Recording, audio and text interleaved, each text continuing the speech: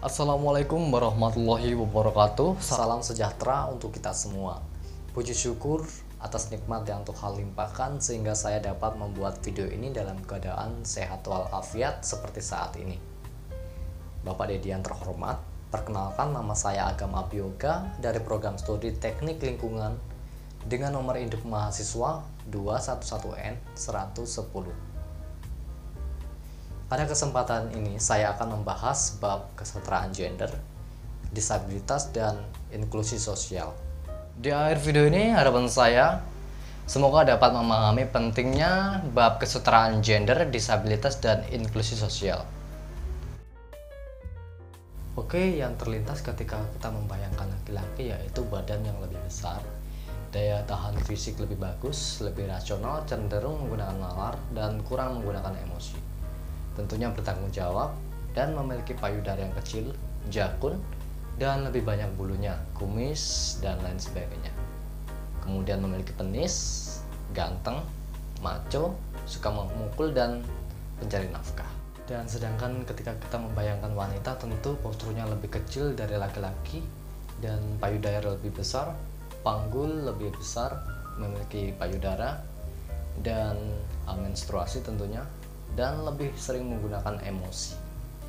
Daya tahan tubuh tentunya lebih lemah, genit, tukang gosip, pencemburu, dan suka marah-marah nggak jelas.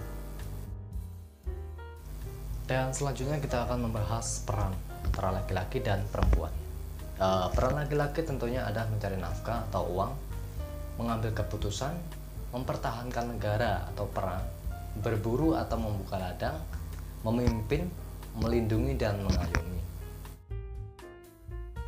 Dan membahas tentang pekerjaan, tentu laki-laki biasanya dikaitkan dengan pemimpin, kepala desa, direktur, dan lain-lain. Kemudian hakim, tentara, polisi, teknisi, anggota DPR atau DPRD, pengemudi, dan nelayan. Oke, selanjutnya kita akan membahas peranan perempuan, yaitu mengurus keluarga dan rumah tangga, mengasuh dan mendidik anak, hamil, melahirkan, menyusui, mengurus anggota keluarga yang sakit, membantu mencari nafkah, dan lain-lain. Sedangkan pekerjaan wanita biasanya yaitu perawat, guru, sekretaris, bendahara, akuntansi, usaha rumah tangga, teller dan frontliner, resepsionis, pekerja rumah tangga, dan humas. Bab pertama kita akan membahas kesetaraan gender. Sebelum membahas bab kesetaraan gender, mari kita kupas arti kesetaraan dan gender. Kesetaraan menunjukkan adanya tingkatan yang sama, kedudukan yang sama, tidak lebih tinggi atau tidak lebih rendah antara satu dan lain. Sedangkan gender diartikan sebagai peran yang dibentuk oleh masyarakat serta perilaku yang tertanam lewat proses sosialisasi yang berhubungan dengan jenis kelamin perempuan laki-laki. Jadi kesetaraan gender merujuk kepada suatu keadaan setara antara laki-laki dan perempuan dalam pemenuhan hak dan kewajiban.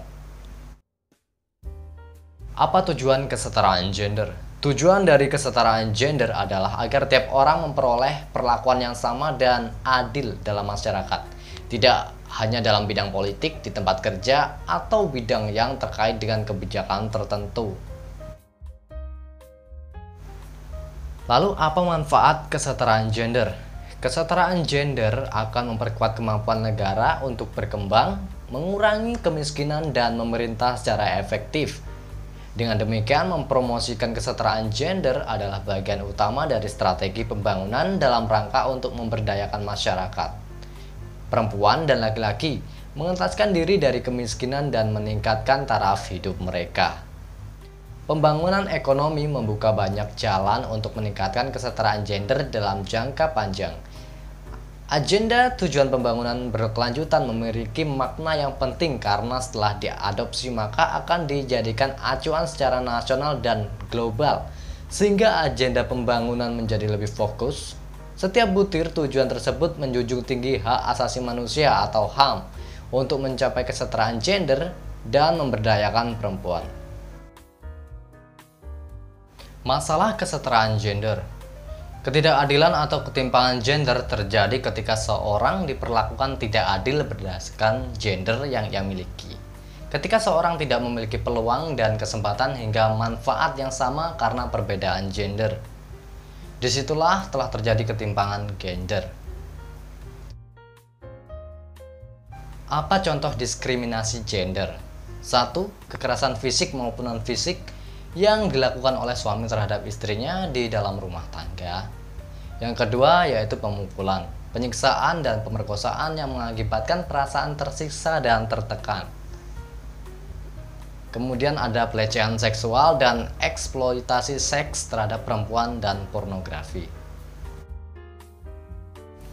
Cara mewujudkan kesetaraan gender. 1. Menghindari diskriminasi terhadap semua wanita dan anak perempuan. Kedua, menghilangkan segala bentuk kekerasan terhadap perempuan dan anak baik di ranah publik maupun pribadi. Hal ini termasuk perdagangan manusia dan eksploitasi seksual pada perempuan dan anak. Yang ketiga, melawan pernikahan anak dan tradisi khitan pada perempuan.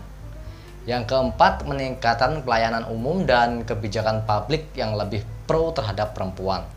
Yang kelima, memastikan partisipasi penuh dan efektif perempuan dan kesempatan yang sama untuk kepemimpinan di semua tingkat pengambilan keputusan dalam kehidupan politik, ekonomi, dan publik. Yang keenam, memastikan akses universal terhadap kesehatan seksual dan reproduksi dan hak reproduksi. Yang ketujuh, melakukan reformasi untuk memberi perempuan hak yang sama terhadap sumber daya ekonomi, serta akses terhadap kepemimpinan dan kontrol atas tanah dan bentuk properti, layanan keuangan, warisan, dan sumber daya alam lainnya, sesuai dengan undang-undang nasional. Yang kedelapan yaitu meningkatkan penggunaan teknologi yang memungkinkan, khususnya teknologi informasi dan komunikasi, untuk mempromosikan pemberdayaan perempuan. Dan yang kesembilan, mengadopsi dan memperkuat kebijakan yang baik dan peraturan yang dapat dilaksanakan untuk mempromosikan kesetaraan gender dan pemberdayaan semua perempuan dan anak di semua tingkat. Baiklah, sekian pembahasan kita bab kesetaraan gender. Kita lanjutkan ke bab berikutnya yaitu disabilitas. Disabilitas adalah setiap orang yang mengalami keterbatasan fisik, intelektual, mental, dan sensorik dalam jangka waktu yang lama, yang dalam berinteraksi dengan lingkungan dapat mengalami hambatan dan kesulitan untuk berpartisipasi secara penuh dan efektif dengan warga negara lainnya berdasarkan kesamaan hak. Jenis-jenis disabilitas. Yang pertama ada disabilitas fisik. Penyandang disabilitas fisik mengalami keterbatasan akibat gangguan pada fungsi tubuh. Cacat dapat muncul sejak lahir atau akibat kecelakaan.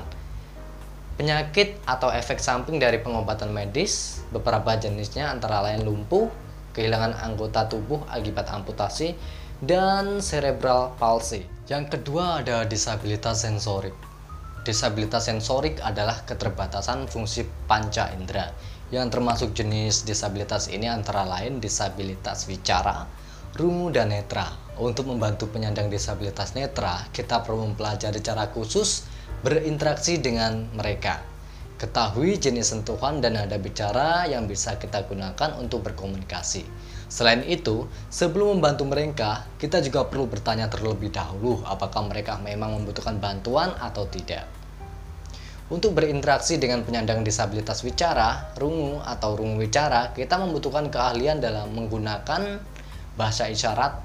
Sebaiknya kita berbicara dengan tempo lebih lambat agar lebih dimengerti. Dan yang ketiga ada disabilitas mental. Penyandang disabilitas mental mengalami keterbatasan akibat gangguan pada pikiran atau otak. Disabilitas mental termasuk bipolar, gangguan kecemasan, depresi, dan gangguan mental lainnya. Mereka yang mengalami disabilitas mental dapat mengalami kesulitan untuk berkonsentrasi, berpikir, mengambil keputusan, dan mengutarakan isi pikiran mereka. Salah satu cara menangani disabilitas mental adalah dengan tidak menempatkan mereka pada kondisi yang rentan, menimbulkan stres atau tertekan. Selain itu, saat berinteraksi dengan penyandang disabilitas mental, Kita sebaiknya menggunakan penjelasan yang menyeluruh dan pemilihan kata yang mudah dimengerti. Jika perlu, kita bisa memberikan pilihan cara penyampaian informasi. Beberapa lebih memilih untuk mendengarkan penjelasan secara langsung dan beberapa lainnya lebih mudah memahami tulisan. Dan yang terakhir, kita butuh kesabaran dan pikiran yang terbuka untuk memahami kondisi penyandang disabilitas mental. Dan yang keempat adalah disabilitas intelektual. Disabilitas intelektual dapat ditandai dengan tingkat IQ di bawah standar rata-rata, kesulitan memproses informasi dan keterbatasan dalam berkomunikasi, bersosialisasi, dan kepekaan terhadap lingkungan. Beberapa jenis disabilitas intelektual adalah Down syndrome dan keterlambatan tumbuh kembang. Jika kita ingin membantu anggota keluarga atau kerabat yang merupakan penyandang disabilitas intelektual, pahami terlebih dahulu bahwa mereka butuh waktu, kesabaran, dan perhatian lebih dari kita. Pertama-tama, kita butuh waktu untuk mengajarkan mereka memahami instruksi dasar. Berikan instruksi yang bahasa yang sederhana dan mudah dimengerti. Selanjutnya, usahakan agar lingkungan tidak menimbulkan tekanan atau stres bagi penyandang disabilitas. Lingkungan yang terlalu berisik atau terlalu ramai dapat mengganggu konsentrasi mereka sehingga rentan menyebabkan stres karena sulit mengolah instruksi dan rangsangan dari luar dari mereka.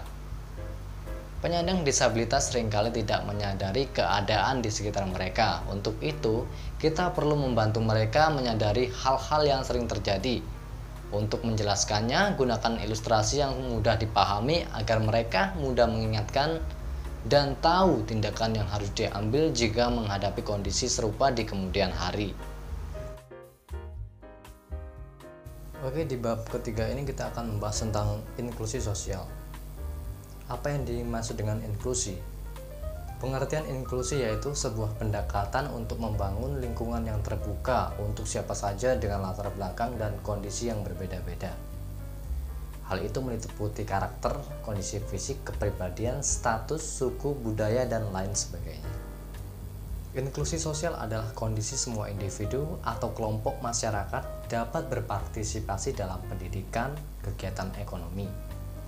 Inklusi sosial juga melibatkan individu atau kelompok masyarakat mendapatkan pelayanan kesehatan yang layak.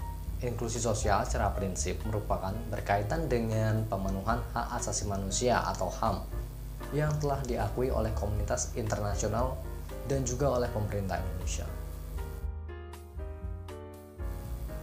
Kenapa muncul inklusi?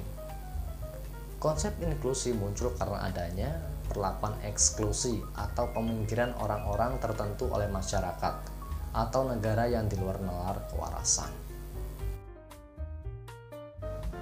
Dan di penghujung video, saya akan membahas tentang kesetaraan gender dan inklusi sosial.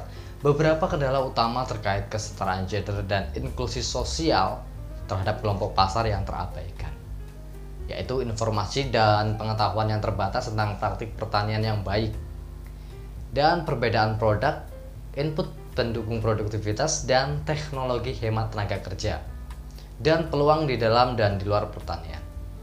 Kemudian ada akses dan kontrol yang terbatas atas sumber daya produktif, termasuk tanah, teknologi, dan sumber daya keuangan. Selanjutnya ada akses terbatas ke pasar yang mencakup lokasi geografis, misalnya untuk masyarakat adat. Kemudian ada keterbatasan dalam menerima penawaran produk dan layanan untuk meningkatkan produktivitas. Dan ada lingkungan pendukung yang buruk, termasuk norma sosial negatif, yaitu stigma sosial, kesalahpahaman tentang kemampuan mereka, persepsi tentang peran ekonomi atau rumah tangga, serta hukum dan kebijakan yang tidak mendukung tentunya.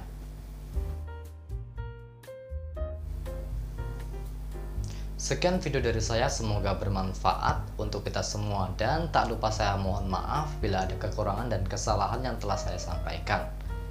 Sebagai penutup, saya ingin mengutip pernyataan dari Mbak Najwa Shihab, yaitu tak ada pemberdayaan lebih kekal berkelanjutan tanpa melibatkan perempuan.